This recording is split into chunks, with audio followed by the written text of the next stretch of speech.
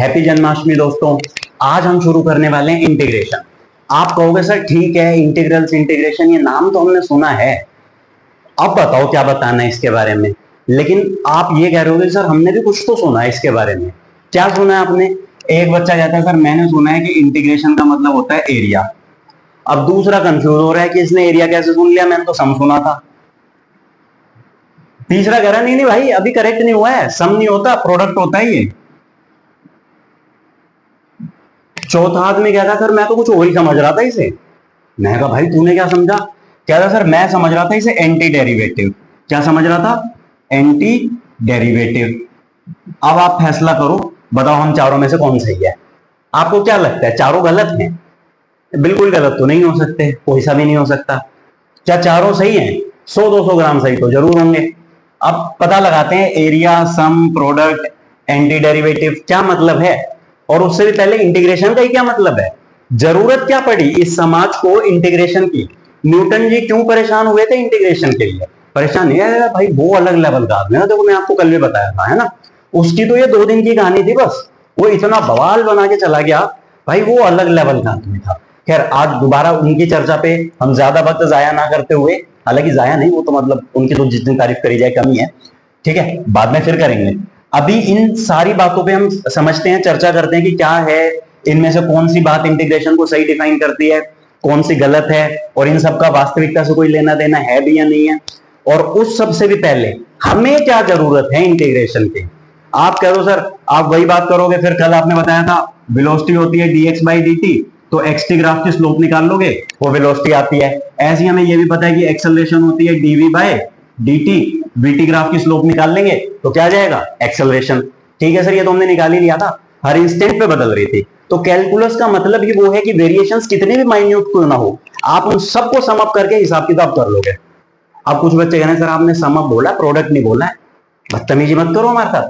देखो यहां पे आपने क्या लिखा है, v is equal to D X by D T. आपको पता है रफ्तार इंटू टाइम यानी v इंटू टी वो होती है डिस्प्लेसमेंट। वेलोसिटी इंटू टाइम क्या है? डिस्प्लेसमेंट। पर वो कब? जब वेलोसिटी कांस्टेंट हो।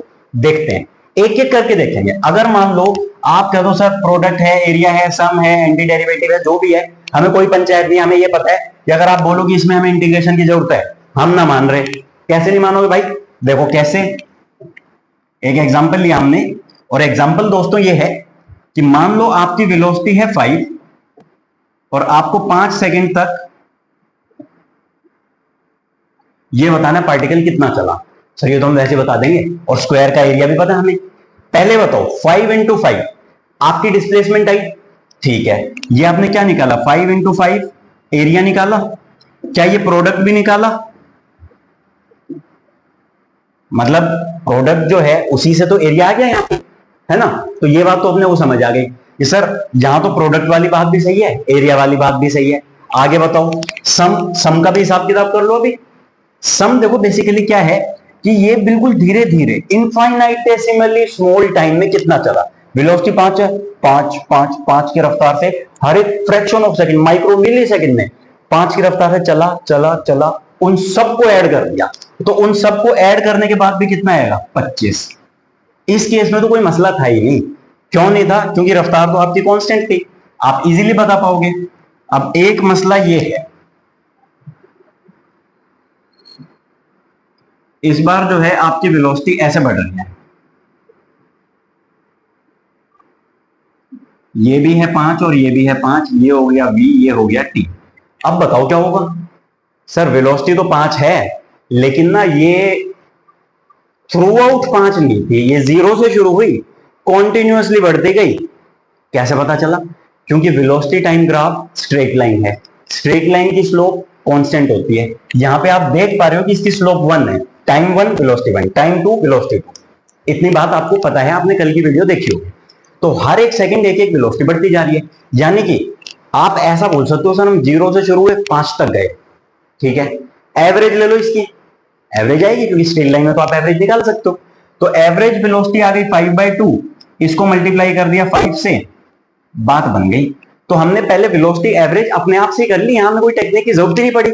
हमने क्या यूज किया है? Common sense. कॉमन सेंस मतलब कौन सी सेंस? जो कि बहुत रेयर है ना। Common sense is not so common, in fact it's very rare. तो वो हमने यूज कर ली क्योंकि हमारे पास तो है। इस वेलोसिटी की एवरेज निकाली जो कि 5/2 है, टाइम से मल्टीप्लाई किया, एरिया आ गया जी 25/2। आप कह रहे हो सर इतना ताम झाम करना ही क्यों है, क्यों नहीं करना? नहीं करते। चलो भाई ठीक है, आप कहते हो तो नहीं करते इतना ताम झाम। क्या करें? आप बोलो sir half base into height से ट्रायंगल का एरिया निकाल लो, बात तो बन जाएगी। आ गया वहां पे भी। अभी भी इसमें भी आप प्रोडक्ट देखोगे तो प्रोडक्ट किसका आया होगा भाई? पहले एक पर्टिकुलर इंस्टेंट पे, मान लो जब वेलोसिटी ये थी, उस इंस्टेंट पे कितना चला होगा? इतना। ये वाली वेलोसिटी इनको एक छोटा सा टाइम डीके, कितना छोटा? इनफाइनाइटेसिमली स्मॉल। फिर अगले में यहां से यहां तक ऐसी छोटी छोटी स्ट्रिप्स आप बना दोगे और ये सारा एरिया निकाल के इसको ऐड कर दोगे, बात बन जाएगी। यहां बोलो सर हम तो ये ढकोसलाबाजी कर ही नहीं रहे, हम तो वैसे ही बता देंगे। आप इंटेलिजेंट आदमी, आप वैसे ही बता दो 25/2 आ गया, इसमें तो कोई परेशानी थी नहीं। हालांकि वैसे वो एक अलग बात है कि ये मैं आपको इंटीग्रेशन से भी, ये दोनों भी सोल्व करके दिखाऊंगा और अगले पे भी हम इंटीग्रेशन से चर्चा करेंगे। इस बार मान लो आपके पास ऐसा कुछ ग्राफ है, कैसा कुछ ग्राफ है? ये है बी, ये है टी, ये लो, लगा लो। अब निकाल लो एरिया, कर लो मल्टीप्लाई। आपको ट्रायंगल का पता था, रेक्टेंगल का पता है, स्क्वायर का पता है, ये सब तो पता है। ट्रेपेजियम का भी पता है सर हमें, तो मान ली ये भी बात। इसका क्या करें? जाओ न्यूटन जी से ही पूछना पड़ेगा, है ना? वो बता के ही गए थे इस तरीके से। उन्होंने कहा कि भाई हम आपको इस ग्राफ का भी जो एरिया अंडर कर्व है और ये जो छोटे छोटे आप सेगमेंट्स बनाओगे, जो छोटी छोटी स्ट्रिप्स आप बनाओगे, इन सारी स्ट्रिप्स का एरिया कलेक्टिवली जितना आएगा, और प्रोडक्ट का मतलब इसका इससे, और वो सबको आप ऐड कर दोगे तो आपके पास प्रॉपर वीटी ग्राफ का एरिया अंडर कर्व आएगा, जो कि आपकी डिस्प्लेसमेंट आएगी। ये आवश्यकता आन पड़ी थी क्योंकि आप एक और एग्जांपल सुनिए। मान लो पहले 5 सेकंड आप चले 2 की रफ्तार से, अगले 5 सेकंड चले आप 3 की रफ्तार से। लिख लेते हैं, पहले 5 सेकंड 2 की रफ्तार से, अगले 5 सेकंड 3 की रफ्तार से। पहले 5 सेकंड में आप चले 10 मीटर, ये प्रोडक्ट है। अगले में 15 मीटर, ये प्रोडक्ट है। इन दोनों को ऐड कर दो, ये जो वैल्यू आपके पास आई है, यही वैल्यू बेसिकली क्या है? बताओ क्या है? ये सम हो गया 10 और 15 का। तो सम और प्रोडक्ट और एरिया, एंटी डेरिवेटिव, ये सब कुछ कैसे रिलेटेड है, यही आपको देखना है। एंटी डेरिवेटिव बेसिकली आप बोल सकते हो कि हाँ सर अभी हम सॉल्व करेंगे, तो हमारे लिए मददगार रहता है ये जान लेना कि अगर ए का डिफरेंशिएशन बी है तो बी को इंटीग्रेट करोगे वापस ए आएगा, है ना? ये बेसिक सी बातें हैं। तो आप बोलो सर ये तो बात हमें समझ आई। अब आप ऐसा करो कि वही वापस 10 सेकंड पे आओ। पहले सेकंड रफ्तार थी 2, दूसरे सेकंड 3, तीसरे सेकंड 4, चौथे सेकंड 2, पांचवें सेकंड फिर 1, छठे सेकंड 12। ऐसे क्या हो गया सर? हम तो 10 बार ऐड कर लेंगे, कोई परेशानी नहीं है। ठीक है, 10 बार कर लोगे, करो 20 बार करो। 0.5 सेकंड वेलोसिटी कुछ और है, अगले 0.5 कुछ और है, अगले 0.5 कुछ और है, अगले 0.5 कुछ और है। हम अब भी करके दिखाएंगे सर, 20 बार ऐड कर लेंगे हम मेडिकल वाले स्टूडेंट है, कर लेते हैं। जेई वालों की बात मत करना भी। हालांकि वो भी बच्चे वीडियो देख रहे हैं, वो बिल्कुल परेशान ना हो। ये वीडियो कलेक्टिव है, जनरल वीडियो है, ये सबके लिए है। चाहे आप बोर्ड एग्जाम की प्रिपरेशन कर रहे हो या ऐसे ही सिर्फ आपको बस फिजिक्स सीखनी है तो भी आपके लिए है।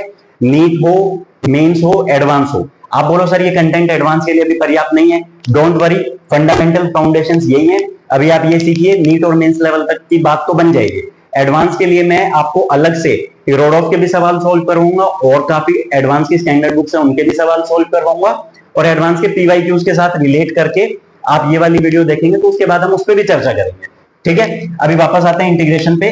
तो ये जो है इसका एरिया हम कैसे निकालेंगे? मान लो अगर आप ये ऐसे छोटी छोटी स्ट्रिप्स बना दो, ठीक है, तो अब हम क्या करेंगे, जैसे मान लो इस इंस्टेंट पे वेलोसिटी ये है, तो इसका एरिया आप निकाल लोगे, है ना? लेकिन अभी भी ये बात कहां तक पहुंची, जैसे मैंने अभी आपको बताया कि 0.5 सेकंड अलग है, 0.5 अलग है, हर 0.5 सेकंड में वेलोसिटी अलग है, तो आप 20 बार ऐड करने को तैयार थे।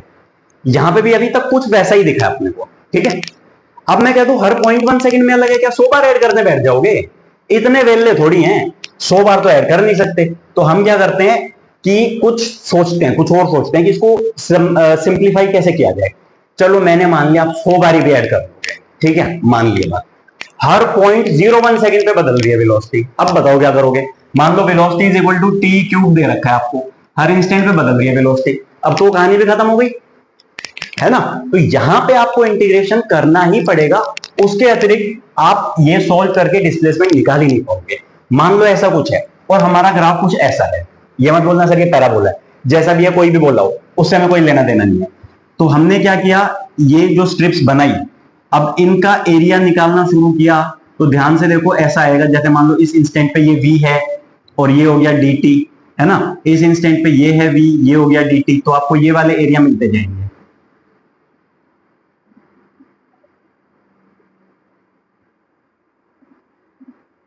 आप बोलो सर इसमें एरिया तो मिल गया, लेकिन अप्रोक्सीमेशन का क्या हुआ, ये जो छोटे ट्रायंगल बन रहे हैं ये तो आ ही नहीं रहे उसमें, इनका तो नुकसान हो गया। इनको भी गिनो, किनको गिनना है, वो जो छोटे ट्रायंगल बन रहे हैं, कौन से वाले, ये वाले, 1 2 3 4 ये बन रहे हैं ना।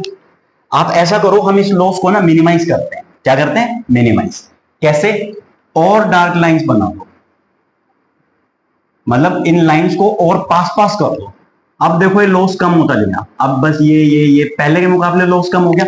जब आप इस dt को बहुत छोटा कर दोगे, इतना कि चिपक ना जाए पर इतना कि लॉस बिल्कुल ही नेग्लेक्ट हो जाए, तब आपको परफेक्ट वैल्यू मिलेगी। यही यूज है इंटीग्रेशन का, क्योंकि जब आप लिखते हो v dt और अब आप इसको इंटीग्रेट करके सॉल्व करोगे तो यहां से बिल्कुल शॉक से चिपकते हुए बिल्कुल मिली माइक्रो सेकंड तक भी लेगा, यहां से ऐसे धीरे धीरे छोटी स्ट्रिप छोटी स्ट्रिप छोटी स्ट्रिप, इन सबको ऐड करके जो वैल्यू आएगी वो फाइनल इसका रिजल्ट आएगा, वो आपको डिस्प्लेसमेंट दे देगा। ठीक है, अब आगे चलते हैं और थोड़ी बहुत इंटीग्रेशन हम निकालनी सीख लेते हैं। देखो इसमें मैं आपको बहुत ज्यादा नहीं बताऊंगा, उद्देश्य बेसिकली यही था कि आप जो है इंटीग्रेशन का मतलब समझो। आज की वीडियो का उद्देश्य यही था बनाने का। अब बाकी बेसिक इंटीग्रेशन आपको सॉल्व करनी आती है। जैसे x की पावर n को आप डिफरेंशिएट किया करते थे, d by dx of x की पावर n, तो ये आता था nxn माइनस 1। ठीक है सर, ये तो हमें पता, आपने कल ही बताया था, भूल जाओ तो बहुत जल्दी। उसके बाद अगर आपको x की पावर n को इंटीग्रेट करना है तो भाई क्या आएगा, x की power n plus 1 by n plus 1 और ये आ गया प्लस c। सर ये c क्या है, ये तो आपने बताया नहीं, नया इंट्रोड्यूस हो गया। अब सुन लो इसकी भी बात क्या है। जैसे मान लो 2x प्लस 7 है, ठीक है, इसको हम इंटीग्रेट करेंगे। मान लो ये है फंक्शन आपका ये, और हमें क्या करना है, y dx, यानी कि y को इंटीग्रेट करना है। यानी कि हम क्या करेंगे, 2x प्लस 7 को इंटीग्रेट करेंगे। तो इंटीग्रेट करके बताओ क्या आएगा, बता देते हैं sir, 2 as it is, x का integration x square by 2 plus 7x। ठीक है, आ गया, बहुत बढ़िया। अब अगर ये फंक्शन मेरे पास था, इसको मैंने इंटीग्रेट किया, ये आ गया, ठीक है, तो यहां पे मुझे कोई दिक्कत नहीं है। अगर मैं इस फंक्शन को डिफरेंशिएट करता और dy बाई dx निकालता, तो ये आ गया है 2, और अब जब मैं इस 2 को दोबारा इंटीग्रेट करूंगा तो मेरे पास सिर्फ 2x आएगा, 7 कभी नहीं आएगा। 2x का डिफरेंशिएशन 2, तो 2 का इंटीग्रेशन 2x, लेकिन ये जो कांस्टेंट टर्म है ये कभी नहीं आएगी। अगर मान लो जैसे मेरे को इसको इंटीग्रेट करना था, तो ये मेरे पास क्या आया, x स्क्वायर प्लस 7x। अब मान लो कि ये फंक्शन होता x square plus 7x plus 4, ये फंक्शन है और इसको मुझे डिफरेंशिएट करना है। तो इसको अगर आप डिफरेंशिएट करोगे तो आपके पास क्या आएगा, 2x प्लस 7। अब अगर इस 2x प्लस 7 को आप इंटीग्रेट कर दोगे तो क्या आएगा, x स्क्वायर प्लस 7x, ये 4 कभी नहीं आएगा, इसलिए कांस्टेंट टर्म ऐड की जाती है। जैसे मान लो ये एक लाइन है, ये लाइन है y is equal to x, ठीक है, ये लाइन है y is equal to x plus 2, इसको c ले लेते हैं, मान लो इसकी स्लोप है m और इसकी भी स्लोप है m। तो अगर इस लाइन की इक्वेशन लिखूंगा तो क्या लिखूंगा, y is equal to mx, और ऊपर वाली लाइन की इक्वेशन लिखूंगा तो लिखूंगा y is equal to mx plus c। तो इसीलिए ये जो कांस्टेंट ऑफ इंटीग्रेशन है ये इनिशियल कंडीशंस के लिए है कि मान लो जब x 0 है तो y जरूरी तो नहीं है 0 हो, उसके बाद जो उसका रेट है वो सेम है। यहां पे भी क्या है, x बढ़ता जा रहा है 1 यूनिट, y बढ़ता है m, फिर x1 बढ़ेगा y बढ़ेगा m। स्लोप का मतलब ये है how y is changing with respect to x। यहां पे हम लिख देते हैं y, यहां पे हम लिख देते हैं x। तो ये हमने बेसिक सी बातें करी, ठीक है। चलो आगे चलते हैं कुछ इंटीग्रेशन के बेसिक बेसिक से सवाल डिस्कस करते हैं, है ना। बहुत बेसिक सवाल बताऊंगा मैं, क्योंकि अभी जो है बेसिक लेवल पे आपके इतने यूज होंगे, काइनेमेटिक्स वगैरह में जो यूज होंगे। अगर कुछ खतरनाक इंटीग्रेशन आ गया जिसमें आपको बाय पार्ट्स या पार्शियल फ्रैक्शन तो खैर आपको कहीं नहीं लगाना पड़ेगा, पर बाय पार्ट्स अगर कभी लगाना पड़ा भी तो वो उस टाइम पे मैं आपको बता दूंगा, है ना। तो अभी इंटीग्रेशन को लेके बहुत ज्यादा परेशान होने की जरूरत नहीं है। अभी बस आप इसको इतना समझो, इसका मतलब क्या है, इसकी सिग्निफिकेंस क्या है, इससे आपको मिलेगा क्या, और काइनेमेटिक्स में या आगे वाले चैप्टर्स में थोड़ा बहुत अगर कहीं यूज होता है तो बेसिक इंटीग्रेशन डिफरेंशिएशन अपने को आता हो, जो पॉलिनोमियल्स है, बेसिक पॉलिनोमियल्स। तो अब आप इंटीग्रेट करके दिखाइए मुझे x square plus 2x plus 7 dx। आप वीडियो पॉज कीजिए, इसको इंटीग्रेट कीजिए, इतने में दूसरी वैल्यू लिख देता हूं।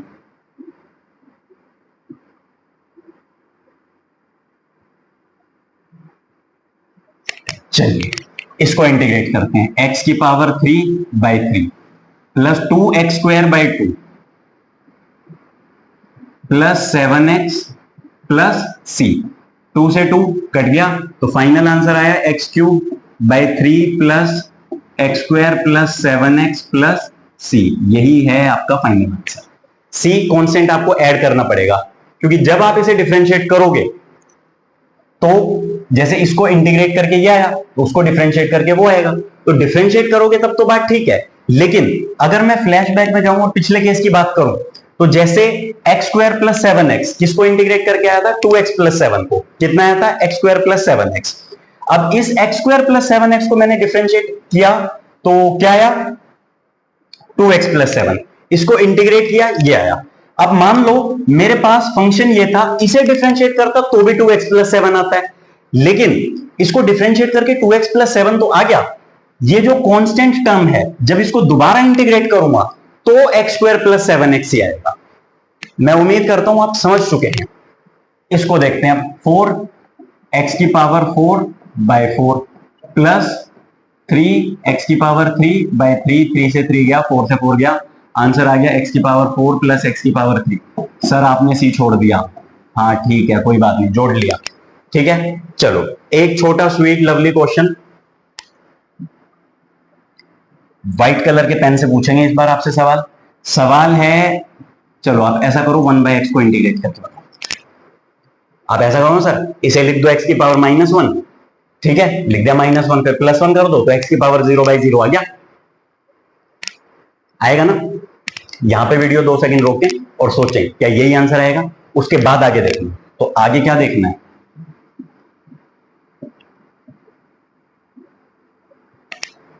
ln x का डिफरेंशिएशन 1/x, तो 1/x का इंटीग्रेशन ln x, ठीक है। अब ये कांस्टेंट ऑफ इंटीग्रेशन जो आप लगाते हैं वो इनिशियल वैल्यूज के लिए लगाते हैं, ठीक है।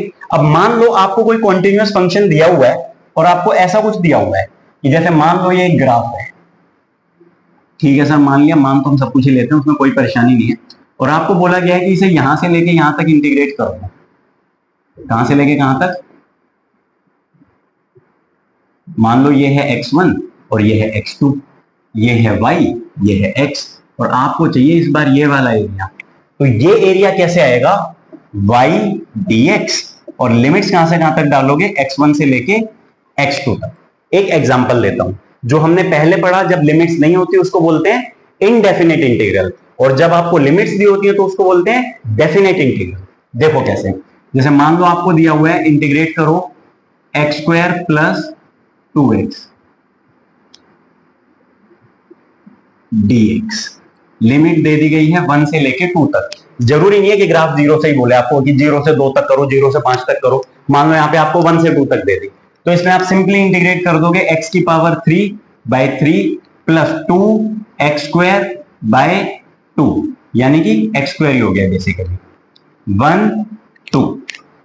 अब आपको क्या करना है, upper limit minus lower limit, जो आपका आंसर है एक बार उसमें ऊपर वाली लिमिट डालो, माइनस उसी में नीचे वाली लिमिट डाल के सब्ट्रैक्ट कर दो, तो 2 की पावर 3/3, ठीक है, x की जगह 2 डालना, प्लस ये 2 से 2 कट गया, x स्क्वायर मतलब 2 का स्क्वायर, ये वाली वैल्यू हो गई, इसमें से माइनस करो जब 1 डालोगे, 1/3 प्लस 1, और ये जो आएगा ये आपका फाइनल आंसर आ जाएगा, ठीक है। Am I clear to everyone, ठीक है जी, बहुत बढ़िया सर। आगे चलो, इस बार आपको इंटीग्रेशन करना है। देखो अब अगर इनडेफिनेट है तो आप प्लस सी लिख दो, और डेफिनेट इंटीग्रेशन है तो आप क्या करोगे, लिमिट्स डाल दोगे, upper limit minus lower limit, जैसा भी पीछे करके बताया। क्योंकि अभी क्या है, अपने को काइनेमेटिक्स शुरू करना है, उसके लिए बेसिक थोड़ा बहुत जितना चाहिए, इंटीग्रेशन डिफरेंशिएशन, अभी मैं आपको उतना ही पढ़ा रहा हूं, बाकी उसके बाद हम और डिटेल में जो बातें हैं वो करेंगे बाद में, डोंट वरी फॉर दैट। तो अभी मान लो आपको दिया हुआ है cos 2x dx, करो इसे इंटीग्रेट। कैसे करोगे? अब वो सर हमें ये पता है, ध्यान है हमें कि sin x का डिफरेंशिएशन cos x होता था, तो cos x का इंटीग्रेशन sin x होना चाहिए। आंसर आ गया जी sin 2x। लेकिन ये तो x नहीं है, कुछ और है। वहां पे 2x का डिफरेंशिएशन 2 था, जिससे हम मल्टीप्लाई करते थे। यहां पे आप क्या करोगे, डिवाइड प्लस सी।